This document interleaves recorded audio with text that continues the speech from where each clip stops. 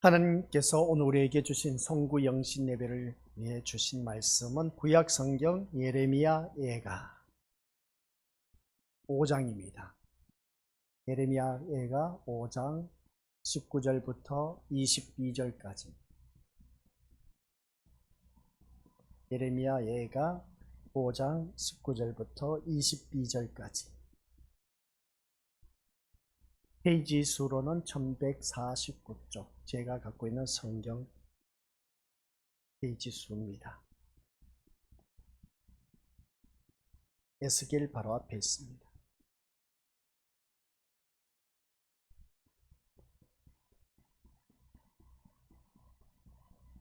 찾으셨으면 우리 한 목소리로 5장 19절부터 22절까지 합독하도록 하겠습니다.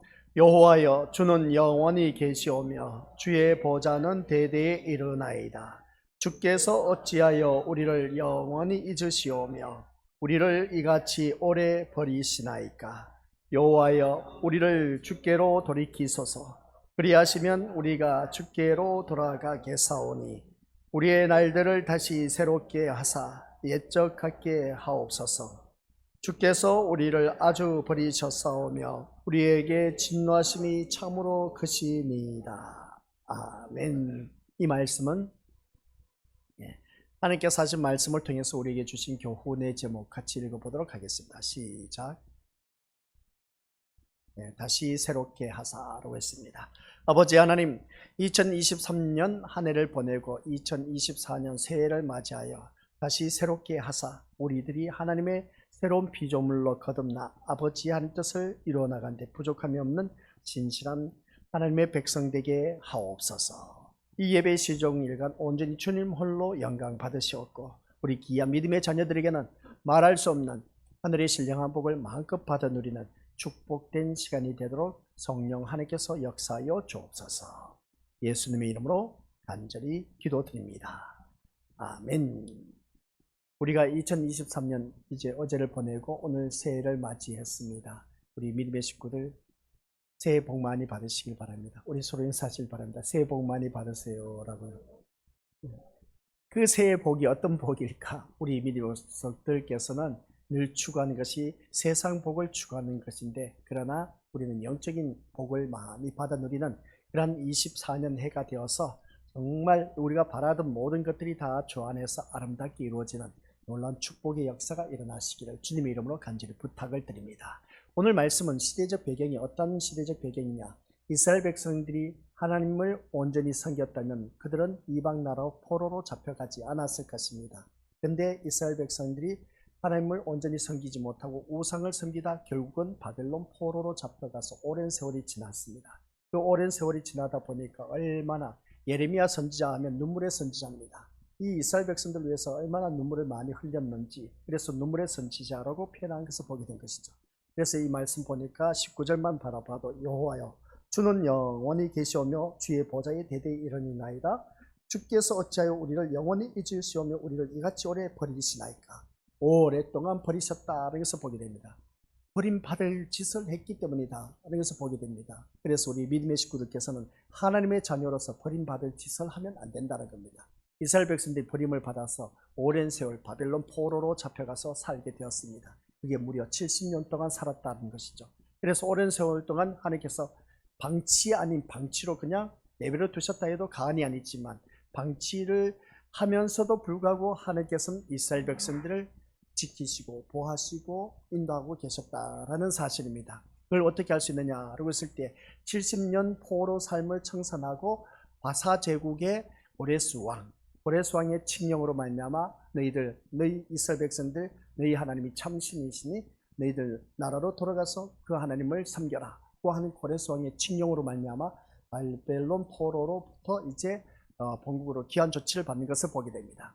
그런 모습을 바라봤을 때에 우리 믿음의 식구들 모두 다가 그런 그 말씀 속에서 다시 한 번 더 우리가 자기 자신을 돌이켜보면서 이스라엘 백성들 우리가 살필 줄 아는 그런 모습 속에 우리는 어떤 모습일까?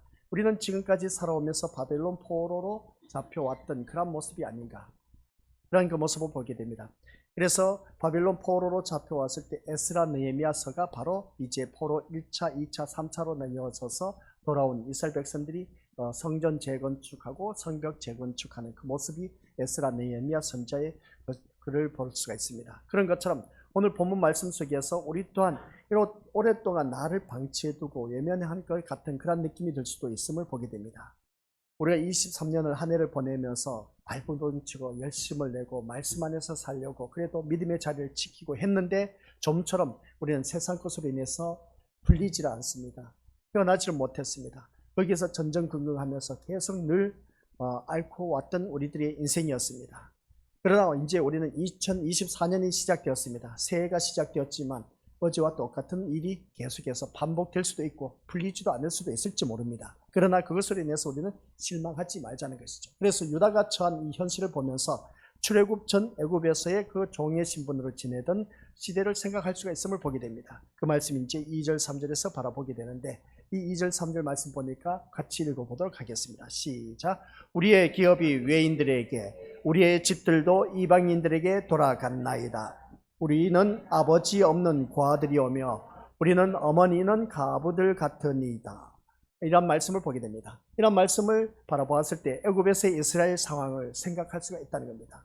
우리가 이러한 환경에 있다면 가장 먼저 힘든 상황에서 건져 달라는 기도를 했을 것입니다. 그렇죠? 그럴 수밖에 더 있겠습니까? 이런 모습 볼 때 그런데 5장의 예레미야 기도를 보면은 유다가 처한 고통에서 해방을 구하는 내용이 없다라는 것입니다. 이 유다가 처한 고통에서 해방을 구하는 내용이 없는 그 모습을 바라보았을 때 이 기도의 중심에 예레미야의 자신도 유다도 없었습니다. 오직 예레미야가 중요하게 여기는 것은 하나님과의 관계였습니다. 하나님과의 관계. 그래서 하나님과의 관계가 곧 그 운명과 연결되어 있음을 우리가 알았다는 것을 예레미야 선지자가 우리에게 알려주고 있다는 것을 보게 됩니다. 그러면 우리는 하나님과의 관계는 생명과 연결되기 때문에 그렇다는 것입니다. 그래서 우리가 살아가는 모든 삶 속에서 우리는 육신의 문제로 연결하여 이해하는 경우가 참 다반사라는 겁니다.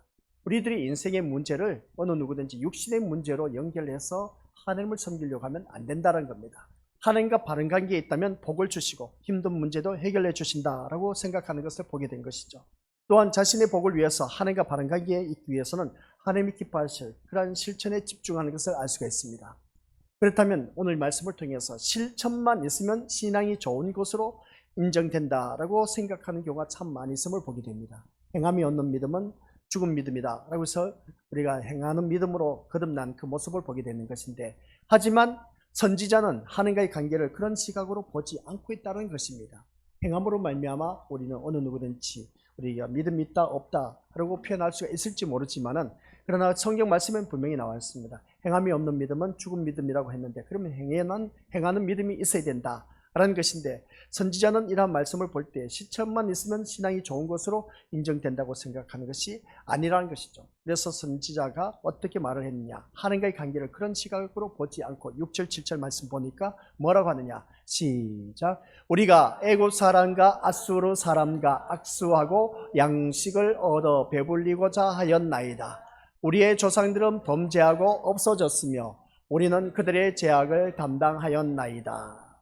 아멘. 이 말씀을 보면서 우리 옆에 사람과 서로 인사하시길 바랍니다. 악수하면서 오늘 새해가 밝았습니다. 열심히 믿음 안에서 승리합시다. 자, 악수하면서 옆에 사람과 함께 악수하면서, 이 악수한다는 것은 반갑다는 것이 아니겠습니까? 그렇죠? 반갑다라는 그 모습인 겁니다. 그래서 우리 믿음의 식구들께서는 서로 악수하면서 처음 만나면 악수하고, 그래서 어제 23년 묵은 해가 지나갔습니다. 24년 새해를 맞이했습니다. 그러면 이제 어제와 오늘은 뭐 하루 차이인데 뭐 뭐가 있느냐라고 했는데, 근데 해가 바뀐 겁니다. 그래서 해가 바뀌어서 서로 인사를 나누면, 악수하면서 인사하면 새롭게 와닿는다는 것이죠. 그러면 여기서 말씀하고 있는 우리가 애굽 사람과 아수르 사람과 악수하고 라고 했습니다. 애굽 사람과 아수르 사람과 악수한 것을 보게 되는데, 악수한 이유는 양식을 얻어 배부르기 위함이었던 것을 보게 됩니다. 누가? 이스라엘 백성들이.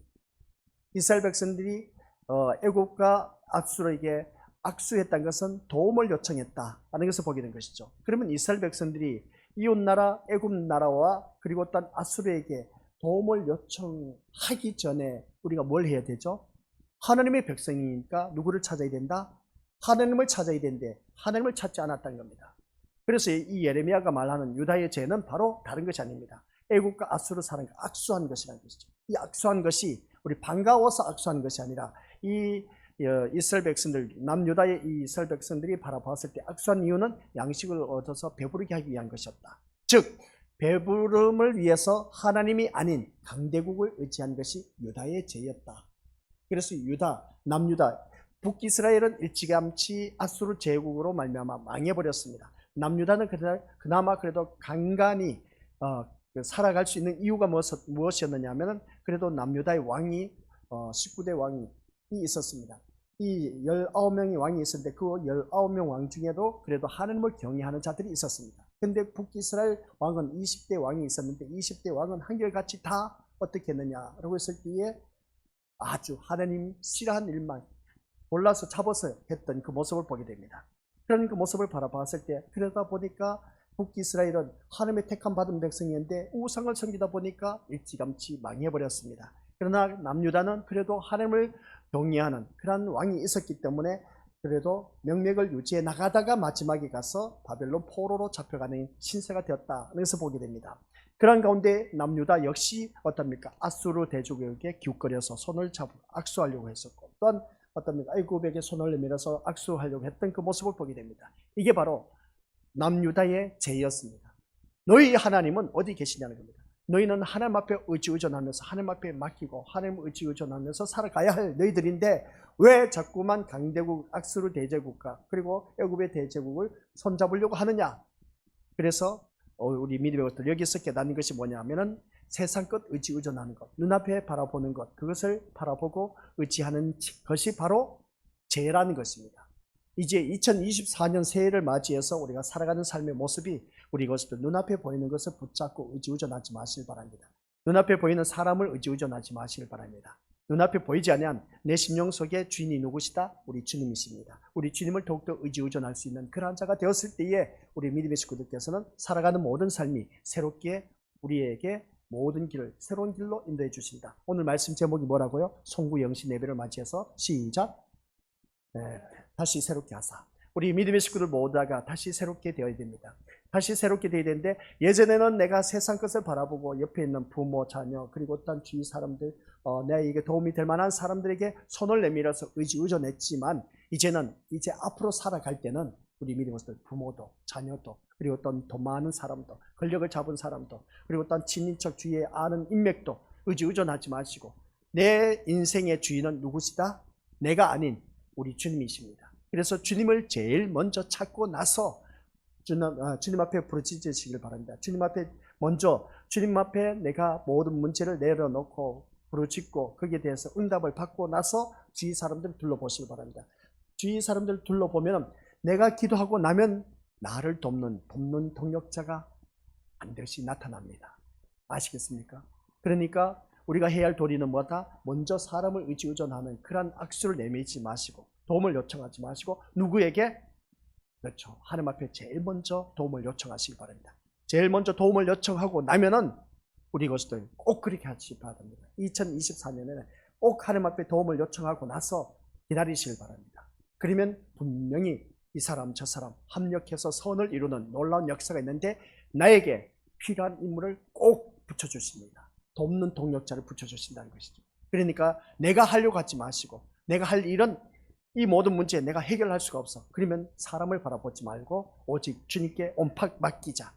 내 인생 주님을 의지의존한다는 것은 내 인생을 맡긴다는 것입니다. 내 인생을 맡기는 그 모습 속에서 온전히 맡길 수가 있어야 됩니다. 그러면 우리 주님께서 그 기도하고 나면 하나님께서 주위 사람들을 보내주시는데 목사님 말씀 듣고 보니까 기도를 했어. 근데 하나님 안 보내주시네.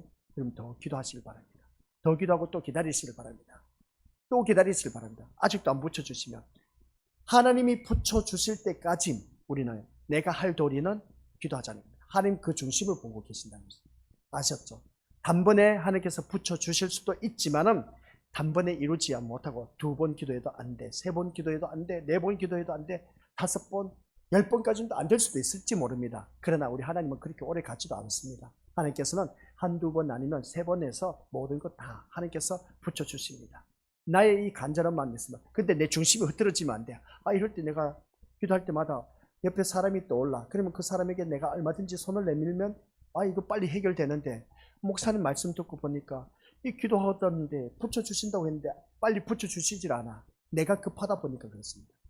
하나님 때가 있습니다. 아무리 급해도 우리 미리 왔을 내가 급해서 일을 저지르지 마시고 하나님께서 허락하실 때까지 우리 미리 왔을 이 유다의 죄가 바로 그것이었습니다. 참다 못하다 보니까 하나님을 바라보고 의지의존해야 되는데 하나님을 의지의존하지 못하고 그냥 눈앞에 보이는 아수르 대제국 그리고 애굽의 대제국을 손잡았다가 망해버렸습니다. 결국은 그 두 나라가 어디에? 바벨론 나라에 다 점령당하고 말았습니다. 그래서 내가 손잡으려고 했던 그 사람들이 그 나라가 다 망해버렸습니다. 그러면 이 말씀이 뭐냐? 내가 도움을 요청하려고 했던 그 사람이 망하게 해서 손을 못 내밀게 우리가 끊어버린다는 것입니다. 그러니까 이 말씀을 보면 우리 민주의 것들 모든 이스라엘 백성들의 역사를 보면서 나 자신을 들여다보자. 그래서 주위 사람들에게 의지의존하는 손을 내밀지 말라. 악수하려고 하지 말라. 그런 말씀입니다. 그래서 이 말씀 들으면서 우리는 오늘 더더욱더 주님 안에서 이 배부름을 위해서 하나님이 아닌 강대국을 의지하는 이 유다의 죄처럼 우리들 또한 그런 일들이 없어야 된다. 그래서 유다 백성이 간절히 원하는 것은 배부름의 역사입니다. 배부르기 위해서 주위 사람들에게 이웃나라에게 기웃거렸다는 것이죠. 그런데 하나님을 의지하는 것으로는 배부름을 해결할 수 없다고 생각했기 때문에 강대국을 의지할 수밖에 없었다는 겁니다. 그러니까 이 말씀은 때로는 우리가 제가 조금 전에 말씀드린 것처럼 하나님 말씀대로 살다가는 죽도 밥도 안 될 것 같다. 그런 느낌이 들 때도 있음을 보게 됩니다. 또 분명히 새해 맞이하여서 우리 목사님이 새롭게 하사, 다시 새롭게 하사라고 했는데 다시 새롭게 하는 우리들의 인생이 어떤 문제가 있다 할지라도 사람에게 손내지 말고 먼저 하나님 앞에 기도하라고 했는데 기도했는데도 불구하고 하나님께서 붙여주시는 역사가 있는다고 했는데 나에게는 그게 빨리 이루어지질 않네. 한 달이 가도 두 달이 가도 하나님께서 붙여주시질 않아. 그러나 우리 믿음의 것들 말씀을 믿으시길 바랍니다. 기다리다 보면 하나님께서 반드시 주변의 인물들을 동원시켜서 붙여주신다는 거예요. 그때를 기다릴 줄 아는 그것을 체험하게 되면 아하 바로 이것이구나 하면서 두 번 다시 우리는 주위 사람들에게 손을 안 내밀 겁니다. 근데 사람이 성질이 급하다 보니까 그렇지 못하도록 했지 않습니까? 자꾸만 주위 사람들에게 손을 내밀려고 하는 겁니다. 기다리시길 바랍니다. 죽지는 않으니까. 아시겠습니까? 그래서 지금의 교인들이 오늘 이 말씀을 통해서 막연한 것으로 다가오는 그 생명이나 부활의 문제보다는 현실의 문제를 어떻습니까? 더 집착하는 경우가 참 많이 있음을 보게 됩니다. 현실의 문제에 집착하지 마시고 생명이나 부활의 문제에 더 집착할 수 있는 그런 우리가 되어야 된다는 말씀입니다. 그러면 생명이 뭐고 부활이 뭐냐? 라고 했을 때 생명이 있는 사람에게는 다시 부활의 역사가 나타나게 되어 있습니다. 우리는 생존을 위해서 사는 것이 아니라 뭐라고요? 생명을 위해서 살아가야 된다. 생명을 위해서 살아가는 사람에게는 다시 부활의 역사가 있습니다. 부활이 뭐냐? 다시 붙자이다 살 활자입니다. 그래서 내가 예전에 살지 못했던 내가 어려움 처했던 그 모든 것에서 다시 살아나도록 회복시켜 주시는 놀라운 역사가 있다는 것이죠. 그러면 이 말씀이 뭐냐면은 너가 먹고 살기 위해서 생존을 위해서 살지 말고 생명을 위해서 산다면은 하나님께서 다시 살아나는 놀라운 회복의 역사가 너희에게 있을 것이다 라는 말씀 내용입니다. 그래서 우리가 이 말씀을 들으면서 우리 한번 자기 자신을 2023년 지나갔기 때문에 이제는 2024년 새해를 맞이해서 내 삶의 모든 문제를 이제는 생명을 위해서 살자. 그 생명은 내가 지금 살아있는데 무슨 말씀이냐? 라고 했을 때 이 살아있는 생명이 아닌 영적인 생명인 겁니다. 영적인 생명은 우리 믿음의 것을 믿지 아니한 사람은 죽은 영혼입니다. 그러나 우리는 영적으로 바라봤을 때 살아있는 영적 피조물입니다. 그래서 영적 피조물들이 오늘 또한 예수 그리스도의 이름으로 이 신림교회 예배당에 나와서 예배를 드리고 있다는 겁니다. 그래서 하나님의 긍휼하심을 받은 자가 이 자리에 나올 수가 있었다고 지난해에 말씀을 드렸습니다. 그러나 하나님의 긍휼하심을 받은 자는 제사함의 은총을 받은 자가 바로 의인 되어서 그 의인이 바로 이 자리에 나와서 하나님 앞에 찬양과 경배를 드린다. 이 자리에 있는 심령들이 바로 새 생명을 얻은 자입니다. 그래서 새 생명을 얻은 우리 믿음의 식구들이 우리가 살아가는 삶 속에서 생명을 위해서 살아가다 보면은 주님을 붙잡고 주님만이 나의 목적이 되고 소망이 되다 보면은 주님께서 어느 한순간 우리 믿음의 속들에게 놀라운 부활의 역사가 일어나게 됩니다. 부활하신 예수님이 나에게 다가와서 내 모든 삶을 새롭게 회복시켜 주시는 놀라운 일들이 펼쳐진다 라는 그런 내용입니다. 그래서 이 유다의 죄는 참 새삼스러운 것이 아니란 것이죠. 그들의 조상 때부터 이미 만연해 있었던 죄였고 그 죄를 그대로 따라 했기 때문에 죄로 인해서 하나님의 진노 아래 있게 되었던 것을 보게 됩니다. 결국은 그래서 그들은 바벨론 포로로 잡혀가게 되었다는 것을 보게 된 것이죠. 그래서 예레미야는 유다의 고통에서 그들의 죄를 바라보고 있었음을 보게 됩니다. 이 예레미야 선지자가 그 유다의 그 죄를 보니까 진짜 한심해 그러다 보니까 예레미야 선지자는 너희들 그렇게 살면 안 된다고 날마다 눈물로 호소했지만은 어떻습니까? 그들이 예레미야 선지자 말을 듣지 않았습니다. 그래서 죄를 보게 되면 현재의 문제 해결을 위한 기도를 할 수가 없게 된 것을 보게 됩니다. 그래서 모든 것이 죄로 인한 하나님의 진노임을 알게 되고 현재 고통을 당연한 것으로 바라보기에 문제 해결을 요구할 수가 없게 되는 것을 알 수가 있습니다. 다만 우리가 기억해야 할 것은 뭐냐면 하나님을 알고 자신을 보게 되면서 오직 제 문제를 가지고 하나님께 나아가는 것만 있을 뿐이라는 겁니다. 오늘 이 자리에 앉아 계신 우리 것들이 바로 이것이 되어야 된 겁니다. 하나님과 바른 관계에 있는 시작, 이게 바로 무엇보다도 중요하다. 하나님과의 바른 관계가 어떤 것이냐 라고 했을 때 우리 믿음의 것을 기억해야 할 것은 다른 것 없습니다. 하나님과의 그 바른 관계는 하나님을 알고 자신을 알게 될 때, 그때 자신을 보게 되면서 제 문제를 가지고 하나님 앞에 나아가는 길밖에 없습니다. 하나님 앞에 나아가는 그 모습을 볼 때 하나님과의 관계가 이제 우리는 올바르게 형성될 수가 있다는 것이죠. 그래서 22절에서 말씀이 무슨 말씀이냐 라고 했을 때 오늘 마지막 말씀이죠. 그 22절 말씀 보니까 같이 읽어보도록 하겠습니다. 주께서 우리를 아주 버리셨사오며 우리에게 진노하심이 참으로 크시니이다 라고 합니다. 아주 버리셨다라는 것은 유다의 고통이 하나님께 완전히 버림받았다고 할 정도로 크다라는 것입니다. 그러니까 우리가 믿음 생활을 하다 보니까 누구는 참 하나님의 사랑을 받아 많은 은혜를 받아 누리고 잘 형통하게 살고 있는데 나는 하나님을 믿는다고 하는데 하나님 나를 버리셨는가 보다 하면서 우리가 시리에 빠진 경우가 참 많이 있음을 보게 됩니다. 그런 모습 볼 때 남들은 다 잘 되는데 왜 우리 가정은 이럴까? 내가 이렇게 열심히 살아도 도저히 펴지질 않아. 그런 모습 볼 때 이게 바로 하나님의 진노하심이 아닐까, 하나님으로부터 버림받은 것은 아닐까 할 정도로 우리가 상심해 있는 경우가 참 많이 있음을 보게 됩니다. 이게 바로 오늘 이 이스라엘 백성 남유다의 모습을 보게 된 겁니다. 우리도 이러한 그 마음을 얼마든지 가질 수가 있다는 것을 다시 한 번 더 깨닫게 되는 것이죠. 그렇다면 이 유다를 보면서 우리 역시 아주 버림을 받아야 하고 크신 진노로 받아서 죄인들임을 우리가 알 수가 있어야 됩니다. 누구든지 이 자리에 잘나서 앉아있는 사람 없습니다. 버림받아서 우리가 제3의 은총도 받을 수가 없고 진노 아래에 있을 진노의 자녀일 수밖에 없는 우리들이었습니다. 근데 생명이신 예수님이 우리에게 다가와서 우리의 모든 죄 사함을 은총을 받게 하시고 그래서 우리는 그 새 생명을 얻게 된 하나님의 자녀가 되어서 이 자리에 나와서 예배를 드리고 있다는 겁니다. 한번 생각해 보자는 것이죠. 이 밤 12시 미쳤지. 근데 이 자리에 나와서 예배 드린다 하니까 우리 세상 사람들 우리를 바라볼 때 뭐라고 생각하겠습니까? 미쳤다는 겁니다. 근데 우리가 미쳤습니까? 미친 사람이 아닌 겁니다. 그렇죠. 우리는 예수님께 미쳐야 됩니다. 예수님께 미치면 우리 탈날 일이 없습니다. 엉뚱한 것에 미치다 보니까 우리가 탈나는 것이지 예수님께 미친 사람은 어느 누구든지 탈날 일이 없고 우리 예수님이 나의 길을 선한 길로 인도해 주시는 그런 하나님을 바라보게 된다 하는 것을 알 수가 있습니다. 그래서 생명이신 하나님보다 나의 배부름의 힘이 되는 것을 의지하고 따르는 것이 우리의 모습을 바라보자는 겁니다. 하나님을 더욱더 의존해야 되는데 나의 배부름을 채우기 위해서 따르는 그러한 자들 바라보면 한결같이 이 유다의 고통은 우리에게 주어져야 할 그런 몫이라는 것을 우리가 부인할 수가 없다는 것을 보게 됩니다. 그래서 유다보다 더 편한 환경에 있다고 해서 우리 믿음들 모두가 유다보다 낫다고 할 수가 없다는 겁니다. 무슨 말씀이냐라고 했을 때에 이것을 염두에 둔다면 하나님이 주신 현재 내가 감사하지 못하는 것 또한 진노를 받아야 할 죄로 여길 수밖에 없다는 겁니다. 지금 내가 현실의 삶 속에서 감사하지 못한 것은 진노의 대상이다 라는 것을 기억하시길 바랍니다. 왜 감사가 없느냐는 것이죠. 그리고 믿음 생활을 하다 보니까 남들은 진짜 좋은 일이 있을 때 늘 감사하는데 그러면 좋은 일만 있을 때 감사가 아니라 범사에 감사하라고 했지 않습니까? 그러면 나에게 있어서 범사에 감사하는 그러한 것이 상실되었다면 내가 진노의 대상이 될 수가 있다는 겁니다.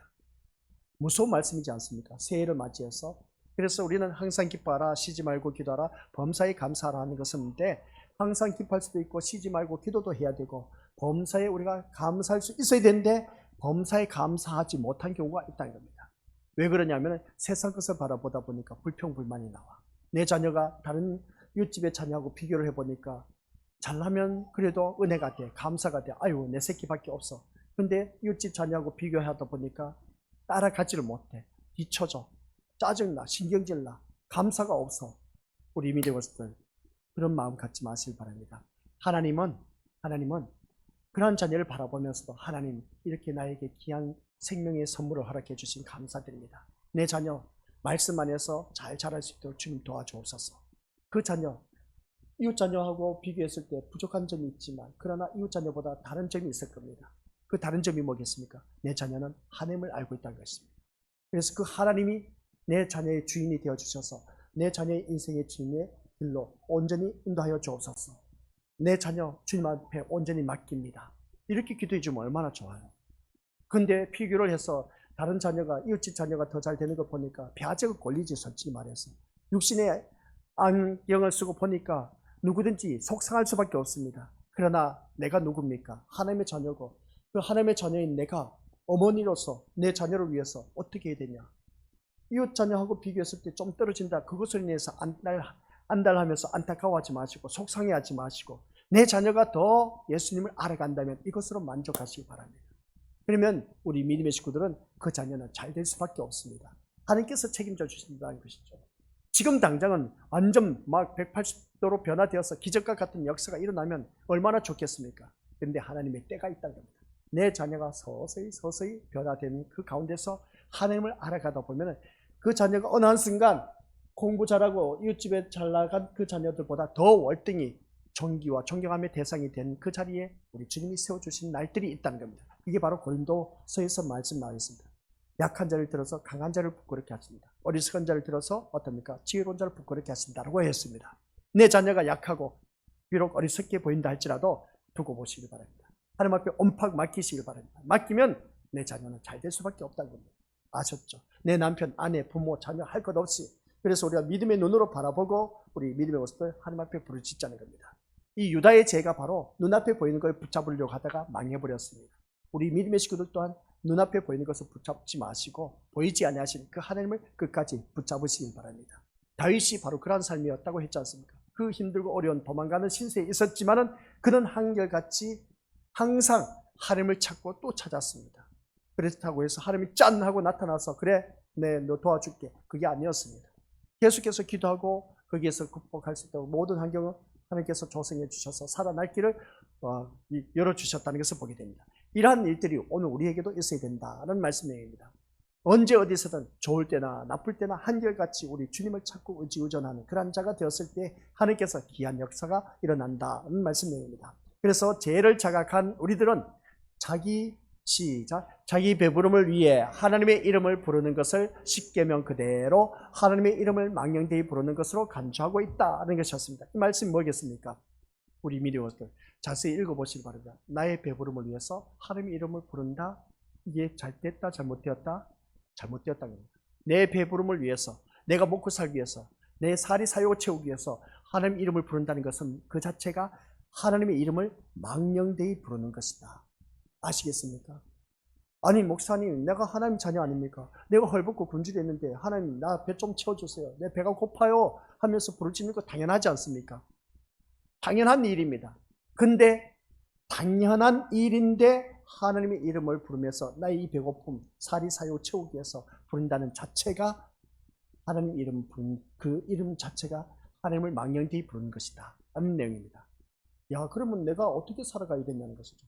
힘들고 어려울 때, 배고플 때 하나님 앞에 부르짖어서 이 배부름의 역사가 일어나야 되지 않느냐는 겁니다. 그럼 이런 것조차도 부르짖지 말라면 도대체 그 하나님 앞에 무엇을 위해서 간구하란 말이냐는 것입니다. 바로 그겁니다. 내 육신의 배를 채우기 위해서 부르짖지 마시고 영적인 배를 채우기 위해서 부르짖자는 겁니다. 영적으로 배부름의 역사가 있으면 육신의 것은 자연스럽게 채워지는 역사가 있다라고 지난해 한결같이 예배 시간 때마다 선포했습니다. 그 말씀이 어디에 나와 있다고요? 빌립보서 4장 19절 말씀 아시겠습니까? 내가 그리스도 예수 안에 있으면 어느 누구든지 배부름의 역사가 있을 수밖에 없습니다. 내 필요한 모든 것을 풍성하게 채워주신다라고 했습니다. 그래서 오늘 이 말씀을 들으면서 배부른 자로 존재할 권리조차 없음을 우리가 알아가야 되는 겁니다. 내가 배부를 자격도 없습니다. 어느 누구를 막론하고. 이것이 바로 심령의 가난이라는 것이죠. 그래서 심령의 가난은 철저한 뭐라고요? 자아가 무너지는 겁니다. 자기를 부인하는 길밖에 없어요. 그럴 때 심령이 가난한 자는 복이 있다고 했습니다. 뭐라고요? 천국이 저희 것이라고 했습니다. 내 주에서 모신 것이 그 어디나 하느니라. 그러니까 내가 앞서서 내 욕심이 앞서다 보니까 우리 녀석들 자기를 부인하지 못하고 있습니다. 자기 욕심이 앞선다는 것은 뭐겠습니까? 자기가 살아있다는 것이죠. 그래서 자기 욕심이 사라졌다는 것은 자기를 부인할 줄 아는 사람입니다. 내 자아가 완전히 무너져야 돼. 그러면 내 주 예수 모신 것이 거리나 하늘나라가 된다는 것이죠. 그래서 우리는 자기 부인은 자신의 죄의 실체를 아는 것으로 가능하기에 자신의 죄를 볼 수 있는 것이야말로 하나님의 아주 크신 은총이라 이 말씀을 우리가 다시 한 번 더 깨닫습니다. 내 죄를 깨닫는 사람, 그 사람이 주제 파악할 줄 아는 사람이라고 했지 않습니까? 자신을 아는 사람이라고 했습니다. 자신을 아는 사람이 우리 미디어스들 뭐라고 했습니까? 어느 누구를 막론하 하나님을 아는 것만큼 하나님을 온유한 자는 땅을 기업으로 받는다고 했습니다. 그게 바로 온유한 자가 누구를 말하고 있습니까? 하나님을 아는 자, 자신을 아는 것만큼 하나님의 유업을 땅을 기업으로 받아 누릴 수가 있다고 했습니다. 그러면 그 땅을 기업으로 받을 수 있는 자는 자신이 어떠한 자인 것을 주제 파악할 줄 아는 사람, 그 내가 누군지 아는 사람. 내가 누굽니까? 죄인입니다. 죄인인 내가 어떻게 되겠습니까? 죽어서 어디 간다? 지옥 갈 수밖에 없는 인생인 겁니다. 이걸 아는 사람. 그래서 지옥 갈 수밖에 없었던 나를 누구 때문에? 예수님 때문에 제사함의 은총을 받아서 나는 어디 간다? 천국 가게 되었다는 것. 이걸 아는 사람. 그럼 천국 가게 된 아는 사람이 우리가 누구를 바라봐야 된다? 예수님만 바라보는 사람만이 우리 믿음의 것들 어느 누구든지 온유한 자가 땅을 기업으로 받을 수 있는 그 축복이 뭐냐? 예수님 모신 것이 거리나 하늘나라가 된다는 말씀입니다. 그래서 우리가 말씀을 들으면서 이 구약의 이 한 말씀만 바라볼 것이 아니라 신약 말씀과 같이 겹쳐져서 우리가 늘 머리에 떠올라야 됩니다. 그러다 보면 온유한 자가 바로 이런 것이구나. 땅을 기업으로 받는데 자기를 부인한 사람. 오늘 본문 말씀 보니까 심령이 가난한 사람이 또 말씀이 나오네. 아니 구약의 말씀인데 신약의 말씀을 끄집어 와서 또 이렇게 말씀하니까 헷갈린 애가 아니라 다 한 골격입니다. 하나밖에 없습니다. 우리는 어디든지 내가 사는 그 자체가 천국인 겁니다. 내가 사는 그 자체가 천국이란 것은 말씀대로 사는 그 자체가 그 자리가 바로 천국의 삶이란 것이죠. 그러기 위해서는 자기 자신을 철저하게 부인할 줄 알아야 돼. 그래서 유다 이스라엘 백성들이 죄를 범한 것은 자기가 살아있고 자꾸만 주위 사람들에게 의지의존하는 것이었습니다. 근데 하나님을 의지의존하고 하나님 앞에 부르짖었다면 유다 사람들은 망하지 않았을 겁니다. 바벨론 포로로 잡혀갈 일도 없었다는 겁니다. 그래서 오늘 우리 믿음의 식구들 기억해야 할 것은 이 자기 부인은 자신의 죄의 실체를 아는 것에 있어서 자신의 죄를 볼 줄 아는 사람, 바로 그것이 하나님의 크신 은총이다. 자신의 죄를 볼 줄 모르는 사람이 우리 믿음의 식구들 내 삶이 힘들고 꼬이고 풀리지 않습니다. 그래서 하나님의 은총을 아는 사람이라면 내 죄를 알자는 것이죠. 이것을 생각하면 우리는 복된 존재라는 것은 절대로 세상의 것으로 판단할 수가 있다 없다? 세상 것으로 판단할 수가 없다는 겁니다. 세상의 모든 것을 가진 사람은 없겠지만 설사 모든 것을 가졌다고 해도 그것이 만족되지 못합니다. 줄이고 목마른 자가 될 수밖에 없습니다. 한 가지를 채우면 또 다른 것을 우리가 줄이고 목마를 수밖에 없습니다. 하지만 우리는 죄를 알고 심령이 가난해짐으로 말미암아 하나님이 주신 것으로 말미암아 감사하고 만족할 수가 있다는 겁니다. 이게 바로 진리를 알지니 진리가 너희를 자유케 하리라. 자유함을 누릴 수가 있어야 되겠죠. 신앙생활 하면 할수록 우리는 자유함을 누릴 줄 아는 자가 되었을 때 그때 그렇게 되면 신자야말로 모든 것을 가진 부한자가 될 수가 있다는 겁니다. 세상 부러울 것 없습니다. 나 이제 세상 부러울 것도 없다 하는 것을 그런 고백이 나와야 돼요. 세상 것 부럽지 않다는 그 고백이 나와야 돼요. 내 세상 것 다 누려봐서 세상 부러울 것도 없다는 것이 아니라 예수님으로 인해서 세상 것 부러울 것도 없는 자가 되어야 된 겁니다. 그게 바로 누구였다고요? 신약성경의 사도 바울이었습니다.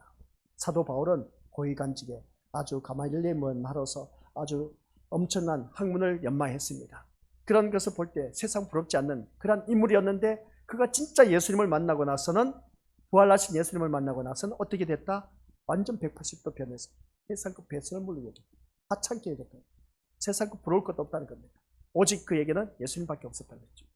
그래서 그가 고백한 것이 뭐겠습니까? 위에서 부르신 부름의 상을 위하여 내가 쫓아가노라 하는 것을 보게 됩니다. 그 부르심의 상이 뭐겠습니까? 우리의 구원의 상입니다. 구원의 선물을 주신 것이죠. 그 구원의 은총을 바라보면서 그가 내딛는 발걸음이 되었다는 것을 보게 됩니다. 그래서 마지막으로 이스라엘 백성들을 우리가 한번 살펴보자는 겁니다. 이스라엘 백성들이 애굽에서 인도하여 가나안 땅으로 들어가게 하게 하실 때에 그 가나안 땅을 기업으로 주신다고 했습니다. 그 가나안 땅을 기업으로 주신다고 약속을 했습니다. 약속의 땅, 가나안 땅을 가기 위해서 출애굽해서 가나안 몇 년 동안 40년 동안 살아가는 그 모습 보게 됩니다. 그래서 이스라엘은 광야에서 40년 동안 무엇으로? 만나로서 생존했다는 것이죠. 만나를 나려 주셨다는 겁니다. 자, 그러면 여기서 우리가 생각해 보자는 겁니다. 만나를 먹으면서 40년 동안 살았다. 지긋지긋하죠. 처음에 배고프다 하니까 만나를 나려 주니까 신났어. 그래서 더 어떻습니까? 하루에 일용할 양식만 가져왔어도 되는데 욕심을 내서 더 긁어가서 만나를 가져왔다가 그 이튿날 때 보니까 그 만나에 벌레가 일었다는 겁니다. 못 먹게 되었다는 것이죠. 그러니까 욕심 내지 말라는 겁니다. 40년 동안 너희들 먹을 것만 가지고 들어와라, 집 안으로. 그래서 가지고 들어와서 먹는데 처음에는 신나서 많이 욕심을 내서 가지고 들어왔지만 썩어서 버려야만 했어. 그 이튿날, 그 다음 3일 지나고 한 달 지나고 10년 지나고 하는 그 40년 동안 그들은 만나로서 생존했습니다.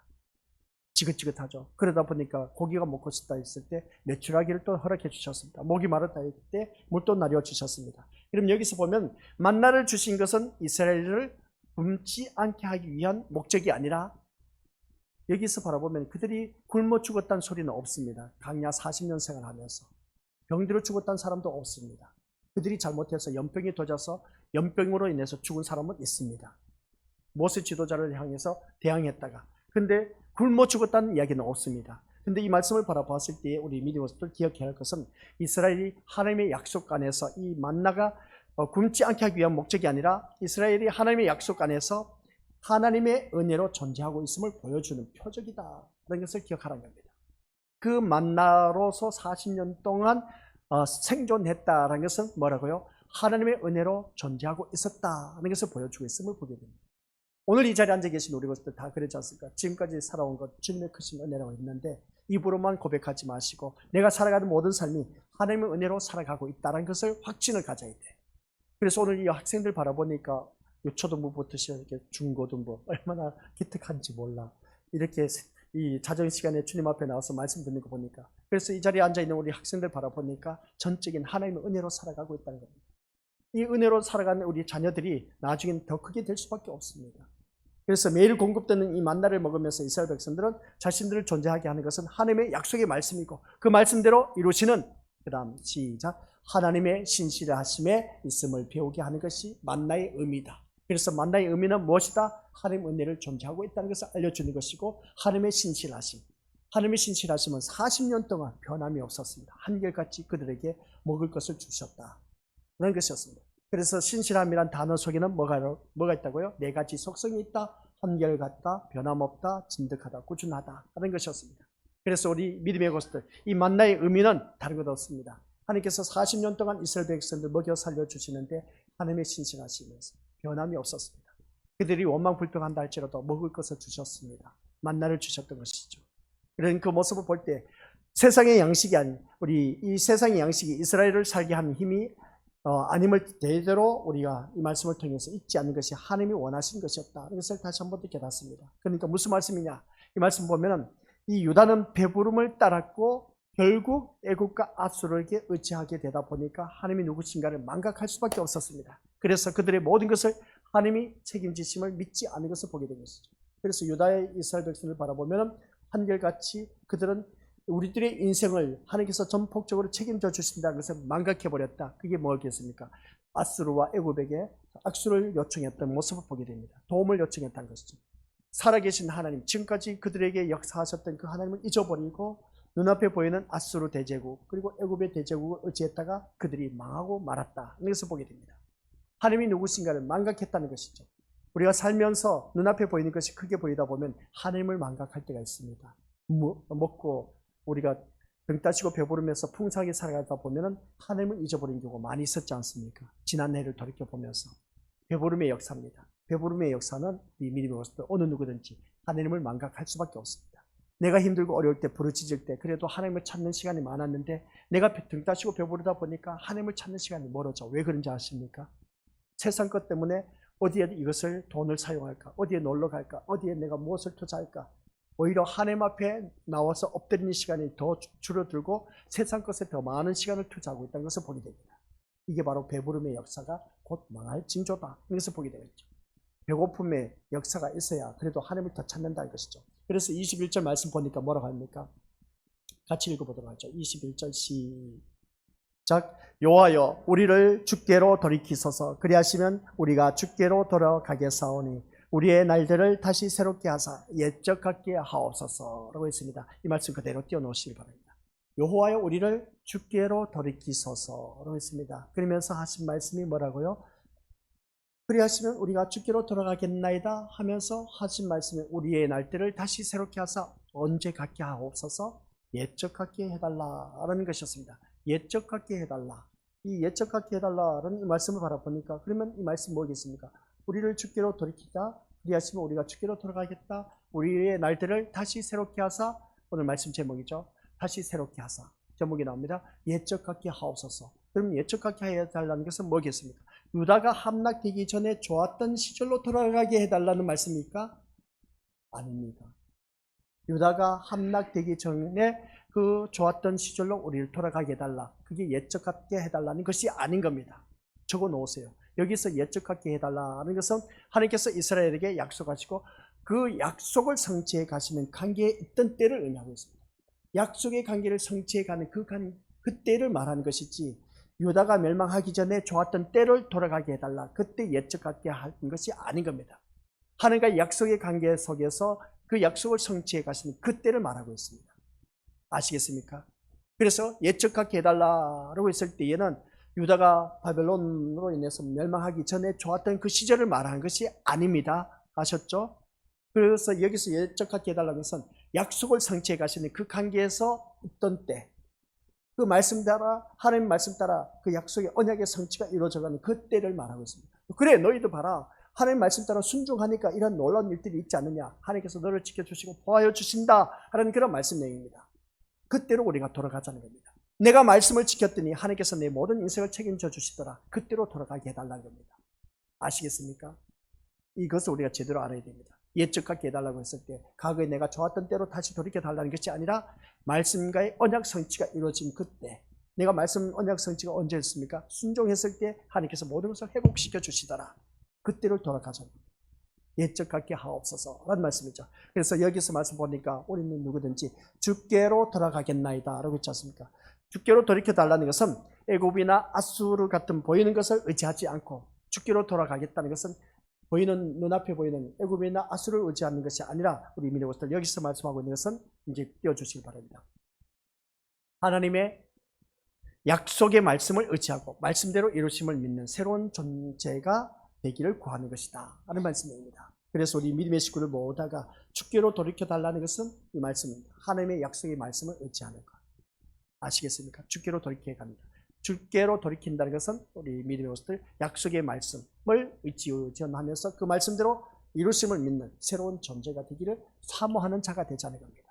그래서 2024년 새해를 맞이해서 우리 믿음의 것들 귀한 말씀 많이 주어졌습니다. 우리가 살아가는 모든 삶 속에서 이런저런 일들 많이 있지만, 그러나 우리가 살아가는 모든 삶 속에서 하나님과의 관계 속에서 무엇보다도 중요하다. 그 하나님과의 바른 관계가 우리에게 주어져야 되는데, 그런데 눈앞에 보이는 것을 쫓아가지 말자. 눈앞에 보이는 아수르 대제국, 그리고 애굽의 대제국이 있었지만 유다의 죄가 바로 하나님을 의존하면서 하나님 앞에 도움을 요청해야 되는데 보이는 나를 의존했다가 망해버렸다. 그래서 우리가 어떤 일이 있어도 하나님 앞에 도움을 요청 먼저 하자. 그리고 나서 기다리자. 그러면 하나님께서 주위 사람들 통해서 돕는 역사가 일어날 것이다 라고 했습니다. 그러면서 이제 우리를 옛적 같게 하옵소서 하는 것을 바라볼 때, 옛적 같다라고 했을 때는 우리가 좋았던 그 시절로 돌아가게 해달라는 말씀이 아니라 내가 말씀에 순종해서 하나님께서 그 말씀 따라 약속의 성취를 이루시는 그 하나님의 놀라운 기적과 같은 역사를 맛보게 해달라. 그때로 돌아가게 해달라 하는 것이었습니다. 내가 주께로 돌이켜가게 해달라라고 했을 때 주께로 돌이키게 하여 주옵소서라고 했을 때는 하나님의 약속의 말씀을 의존하면서 그 말씀 따라 살아가겠다라는 그때를 돌아가게 해달라 하는 말씀의 내용입니다. 그래서 이 말씀을 통해서 우리 믿음들, 우리가 늘 소망을 두어야 할 것이 어디냐라고 했을 때 바로 이건 겁니다. 늘 새로운 존재로 주께 온 마음을 두는 신자 되는 것이 소망으로 가득해야 됩니다. 우리 주님께 온 마음을 다 어떻게 하자고요? 소망으로 가득해야 됩니다. 주님께 내 모든 소망을 다 두자는 겁니다. 세상에 소망을 두지 마시고, 자녀에게 소망을 두지 마시고, 돈 버는데 소망을 두지 마시고, 내 인생 2024년 우리 믿는 것들 내 온 마음을 다 한결같이 주님께 소망을 두자. 그래서 예배 시간 때 제가 과거에 말씀 전했지 않습니까? 과거가 언제겠습니까? 23년 어제였습니다. 어제까지 제가 말씀 전한 게 뭐였겠습니까? 오직 예배 드리러 나온 우리 믿음의 식구들 어디에 목적이 있어야 된다? 예수님께 목적이 있어야 된다. 누구에게 소망을 둬야 된다? 예수님께 소망을 둬야 된다. 그 말씀인 겁니다. 온전히 내 마음은 주님께 소망으로 가득하자는 겁니다. 이러한 새로운 존재로 이제 주께로 돌이켜 달라는 것이 예레미야의 기도의 내용이었습니다. 그 기도의 내용이 이제 오늘 우리가 읽었던 19절부터 22절 말씀 내용이죠. 근데 이 유다의 기도가 5장 전체입니다. 이 5장 전체인데, 그러나 마지막 부분을 이 말씀을 우리가 묵상하게 되어서 전하게 되었는데, 이 말씀을 통해서 우리는 어느 누구든지 그렇습니다. 유다가 자기 고통에서 죄를 자각하게 되고, 또한 이 자기 죄를 자각하게 되다 보니까 그들의 존재 근거가 하나님의 은혜가 있었음을 깨닫게 되고, 마음을 주께로 돌이키는 그런 새로운 존재가 되기를 구하는 이 예레미야의 기도가 오늘 우리들의 기도가 되어야 된다. 그래서 우리들의 마음이 온전히 새로운 존재가 되기 위해서는 주께로 내 마음을 돌이키는 것이다. 주께로 마음을 돌이키는 것은 하나님의 약속의 말씀을 의지우전하는 것으로 살아가는 것이다. 이걸 기억하자는 겁니다. 그래서 마음이 주께로 돌이킴을 받은 새롭게 된 우리는 죄인이란 고백을 감추지 못합니다. 늘 죄악 고등에서 살았던 나의 모습, 그래서 자신이 죄인의 개수란 이 사도 바울과 같은 고백이 오늘 우리 믿음의 식구들에게도 나타나야 된 겁니다. 그래서 우리가 이렇게 말씀을 듣다 보면 이 말씀 속에서 나 같은 자를 위해서 고난의 길을 가시고 모든 죄를 용서하신 예수님이 감사와 감동으로 감격으로 감화로 우리가 다가와야 된다는 말씀입니다. 죄인임을 알기에 버림받아서 마땅하다는 것도 인정할 수밖에 없었던 우리들의 모습, 그래서 자신을 버리지 아니하시고 끝까지 하나님께서 나를 붙드시고 영원한 생명으로 인도하시고 의의 자리로 인도하기 위해서 오늘도 나를 지켜주시고 보호하시는 그 하나님의 은혜를 생각하면서 우리의 예수 그리스도가 나의 기쁨이 되심을 경험할 줄 아는 자가 되자는 겁니다.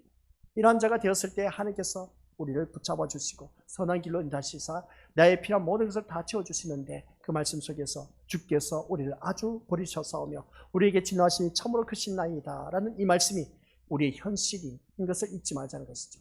우리 현실을 바라보았을 때 하나님의 진노하심으로 말미암아 크셔서 나를 버림받는 그런 자가 되지 말자는 겁니다. 그래서 인간이 누구인지를 다른 것으로 평가할 필요가 없습니다. 이 구절 하나로도 우리가 충분히 버림받음과 진노가 하나님 앞에서 피할 수 없는 운명이라는 것. 그래서 우리들의 인생은 버림받음과 진노가 하나님 앞에 있을 수밖에 없는 인생이라는 겁니다. 그래서 이 운명에서 예수님을 바라보자는 것이죠. 버림받을 수밖에 없고 우리 진노의 대상이 될 수밖에 없는 내가 예수님을 바라봄으로 말미암아 우리는 예수님 한 분만으로 여기에서 벗어날 수가 있다는 겁니다. 그래서 이 말씀이 바로 우리 믿음의 속들 모두에게 예수님이 죽은 십자가에서 내가 받아야 할 그 버림받음과 진노를 주께서 대신 지셨다라는 사실입니다. 이걸 우리가 깨닫자는 것이죠. 이 말씀을 이제 다시 한 번 더 앞으로 돌려보면 바로 그겁니다. 내가 버림받아서 진노의 대상이 될 수밖에 없는 그런 자였습니다. 그런데 예수님께서 친히 십자가에 못 박혀 돌아가심으로 말미암아 버림받고 하나님의 진노하심을 받아 십자가형을 받으셨습니다. 내 대신 이 예수님을 바라볼 줄 아는 자가 되었을 때 내 인생은 다시 새롭게 되어진다는 것이었습니다. 그래서 이것이 우리를 새롭게 하시는 하나님의 은총이라는 걸 기억하면서 우리에게는 하나님께서 자기 백성을 은총 안에 붙드시고 끊임없이 새롭게 하시고 주께로 돌이켜야 하신다는 것이 큰 위로가 된다는 말씀입니다. 그래서 우리가 일을 하다 보면 안 될 때도 있습니다. 잘 될 때도 있습니다. 안 될 때는 우리가 하나님 왜 안 되게 하실까 막고 계신다는 것이죠. 풀리지 않을 때 그때 우리 주님 앞에 다시 자기 자신을 돌이켜 보시길 바랍니다. 아하, 이 일을 막는 걸 보니까 내가 하나님 앞에 구하지 않았다든가 하나님 앞에 물어보지 않았다든가 그리고 어떤 내 뜻, 내 주장, 내 고집대로 하였다든가 그래서 그러다 보니까 하나님께서 이것을 막고 계시는구나 깨달으셔야 됩니다. 사람에게 도움을 요청했는데 다 막혀. 이해하는 방법이 아니란 것이죠. 사람에게 도움의 요청을 구하지 말고 아까 말씀드렸죠. 하나님 앞에 도움의 요청을 구하라는 말씀입니다. 그래서 우리는 살아가는 모든 삶 속에서 세상의 것과는 차원이 다른 하나님의 은총이 함께하고 있음을 깨달으면서 새로운 세계를 눈을 뜨게 되는 것을 우리 주님께서 바라고 계신다는 걸 보게 됩니다. 그래서 우리에게 시작 예수님의 세계에 눈을 뜨게 되는 것이야말로 세상에서 찾을 수 없는 귀한 복이다는 겁니다. 그래서 어제 우리 학생들이 기도를 받았습니다. 참 기도 제목이 기특해요. 얼마나 기특한지. 그 기도 가운데 제목이 어떤 기도 제목이 있는지 아십니까? 하나님, 제가 말씀을 들을 수 있는 귀가 열리게 하여 달라. 그렇게 기도 제목을 적어 올리더라고요. 참 감동이었습니다. 제가 기도해 주면서도 감동을 받았어요. 그런 모습 볼 때 하나님 믿음 생활하는데 우리 형이 같이 신앙생활 할 수 있도록 인도하여 주옵소서 라고 또 기도 제목을 올린 것을 보게 됩니다. 참 그런 거 보니까 믿음의 같은 배를 타고 같은 한솥밥을 먹어야 그래도 의견이 충돌 안 생기고 신앙생활 할 수가 있는 것인데 근데 학생들이 이렇게 기도 제목을 올린 거 보니까 너무나 참 기특하지 않습니까? 그 기특함을 보니까 제가 기특한데 하나님께서 그것을 보시고 얼마나 기특하게 여기시겠냐는 것이죠. 그러면 그 기도 안 들어주시겠냐는 것이죠. 들어주실 수밖에 없겠습니다. 그리고 또 어떤 학생은 하나님 우리 가정의 행복을 위해서 기도하는 그 모습 보게 됩니다. 2023년 지나고 24년 더 행복한 가정을 위해서 부르짖는 그 학생의 기도 얼마나 참 아름답습니다. 행복하지 못했던 과거의 우리 가정을 볼 때 얼마나 좀 안타깝겠습니까? 그 자녀는 한결같이 행복한 그 모습으로 살아가기를 원하는 겁니다. 참 우리 눈물을 뜨겁게 하는 그 모습 보게 되지 않습니까? 그래서 이게 바로 그 부모로서 해야 할 도리를 제대로 잘 하자는 겁니다. 부모로서 해야 할 도리를 잘 하자. 그래야 자녀들이 그것으로 인해서 행복해하면서 그 안에서 신앙생활 제대로 할 수가 있는 겁니다. 부모가 신앙생활 제대로 하지 못하면 그 자녀들이 배울 게 뭐가 있겠습니까? 마음이 이미 상처를 받았는데 어느 누구에게 위로를 받아 누리지 못한. 그래서 우리 신림교회 아이들 바라보면 너무나 기특해. 한 명 한 명이 너무나 귀한 존재예요. 진짜 하나님께서 이 아이들 어떻게 들었으실까? 저는 기대가 돼요. 그렇게 기대가 되는데 이 아이들의 꿈이 있습니다. 그 꿈이 펼쳐지는 그 모습 보면 저는 진짜 너무나 감사해요. 그래서 아이들에게 심어 놓습니다. 나는 늙으면 너희들이 나를 책임져야 된다. 그래서 오늘 한 학생에게 말했습니다. 너 나중에 돈 많이 벌면 나 책임져야 돼. 달마다 용돈 줘야 돼. 네, 했어요. 그 증인들이 있습니다. 얼마나 좋은지 몰라. 그래서 저는 노후가 보장된 삶을 살고 있습니다. 이미 우리 학생들이 이제 잘 될 수밖에 없는 인생. 그래서 노후 대책까지 저는 다 세워놨습니다. 얼마나 좋아. 말씀들 잘 키워놔서 잘 되어서 우리가 살아가는 삶이 바로 우리 주 안에서 하나님의 한 가족 식구인데 너 식구 내 식구 피가 안 섞였다 할지라도 예수 그리스도의 피가 흐르고 있는데 이게 바로 하나님의 한 가족 식구인데 얼마나 좋아. 그래서 우리 믿음의 식구들께서는 이 예수님의 세계에 눈을 뜨게 되면 바로 그겁니다. 그것이야말로 세상에서 찾을 수 없는 가장 큰 복입니다. 이 가장 큰 복을 우리 믿음으로서 2024년에는 받아 누릴 수가 있어야 됩니다. 이 복의 세계를 사는 것이 곧 형통입니다.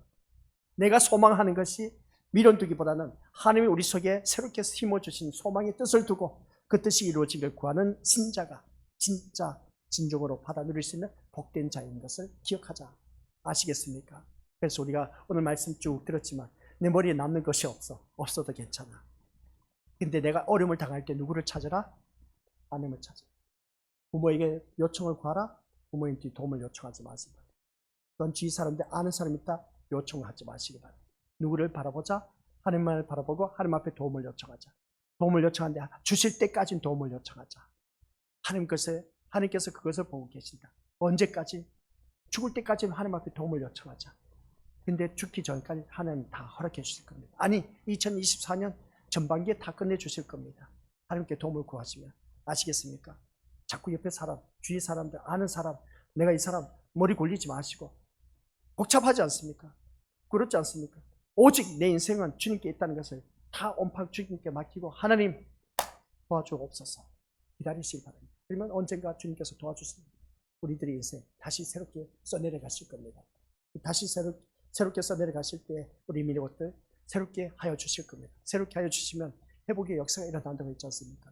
죽음에서 다시 살아나신 우리 주님께서 우리의 모든 삶을 다시 회복시켜 주신 놀라운 역사가 오늘 이 자리에 앉아 계신 우리 귀한 믿음의 심령들에게 있게 된다는 말씀입니다. 그래서 그 주님을 바라보면서 다시 새롭게 하사 우리 모두에게 허락해 주신 그날을 바라보면서 오늘 또한 나에게 주어진 2024년 새해 복 많이 받으시고 주님과 함께 다시 새롭게 내 인생에서 내려가시기를 주님의 이름으로 간절히 축원드립니다. 아버지 하나님 은혜 감사드립니다. 이 자리에 머리 숙인 귀한 믿음의 심령들 2024년 주님과 함께 내 인생 다시 한번 새롭게 써내려갈 수 있도록 주님 도와주옵소서. 예수님의 이름으로 기도드립니다. 아멘.